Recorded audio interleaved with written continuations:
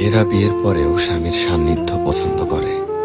স্বামীর কাছে সময় চায়, স্বামীর সাথে ঘুরতে যেতে চায়। তাদের কাছে স্বামীরা কখনো পুরনো হয় না। বাড়িতে স্বামীদের পরিপাটি হয়ে থাকা লাগে না। বউদের সেসব নিয়ে মাথা ব্যথাও নেই। তারা শুধু চায় হাত থেকে ফোনটা সরিয়ে স্বামী যেন তাকে সময় দেয়, তার কথা শোনে কিংবা তাকে কিছু বলে। বাড়িতে হাজারটা কাজ করার পরেও স্ত্রীরা গল্প করতে ক্লান্ত হয় না, বরং সারাদিনের জমিয়ে রাখা কথাগুলো বলার জন্য হাঁসফাঁস করতে থাকে। তাদের শুয়ে পড়লেই ঘুম চলে আসে না, বরং ঘুমন্ত স্বামীর দিকে চাতক পাখির মতো তাকিয়ে থাকে। এই পুরো বিষয়টাতে টাকা পয়সারও কোনো হাত নেই, সৌন্দর্যের হাত নেই। বিষয়টা ভালোবাসার। স্বামী সুন্দর কিংবা অসুন্দর, টাকাওয়ালা কিংবা গরিব, নতুন কিংবা পুরাতন, এসব সত্যিই কোনো ম্যাটার করে না।